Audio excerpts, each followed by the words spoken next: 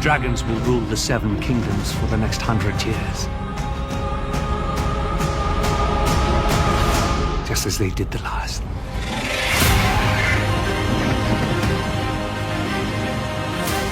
The best fiction, the best drama, is about characters. The story of House of the Dragon is a story about very flawed human beings, capable of doing good things, capable of doing monstrous things, capable of courage, capable of cowardice. These are the kind of characters that I love the most.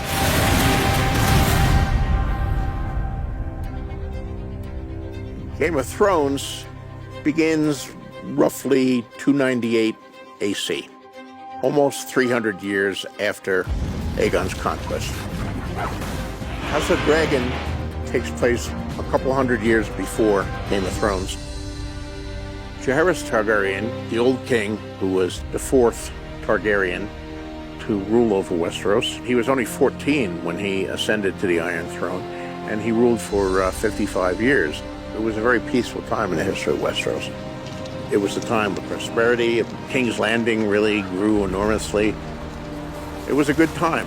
Viserys the First, who is the heir that was chosen by the Great Council, when Gerardis passes away, he takes over, and he is now reigning over the Seven Kingdoms.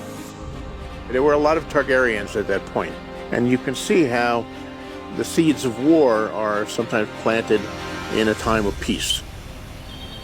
People die, and the sons take over for fathers as lords, and they don't necessarily think they're bound by their fathers' allegiances or decisions or vows.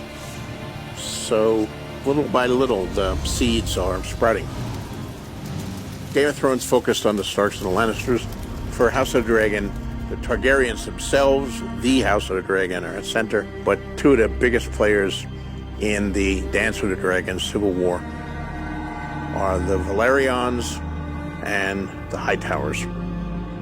In terms of history in Westeros, the Hightowers are the oldest. They've been there for thousands of years. Their seat of power is Old Town, which was for many hundreds and thousands of years the biggest city in Westeros. They're a very rich house. Old Town is wealthy from trade mostly. And in the center of it is the High Tower, for which the Hightowers take their name. Lord Hightower is in Old Town, ruling over his domains in the city. But his younger brother, Otto Hightower, is the hand of the king when the story opens.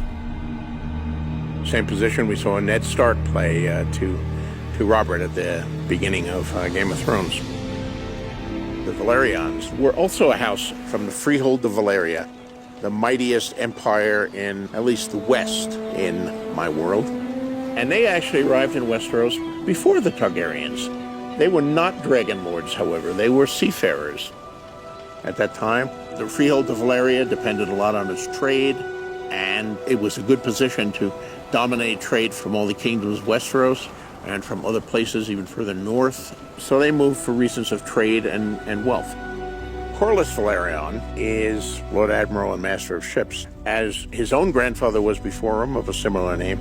So since Aegon's conquest, the Velaryons have been very high in the councils of the House Targaryen.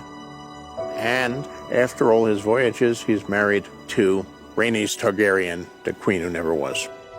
House Targaryen and House Velaryon, they were close. There was a definite relationship between them.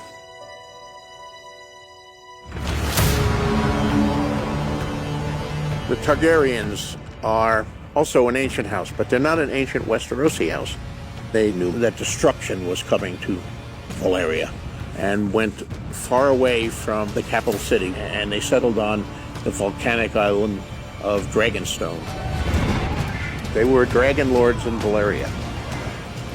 Now, dragons are really formidable, and they can turn the tide of a battle. It flies. It's difficult to hit. It breathes fire, against which most knights and men-at-arms have little or no protection. So if you have dragons, and that's where the nuclear option analogy comes in, you're hard to mess around with. So the dragons and fear of dragons was one of the things that made the Targaryens very secure in their power. Dragon's Cell is one thing, but the Iron Throne is the most dangerous seat in the realm.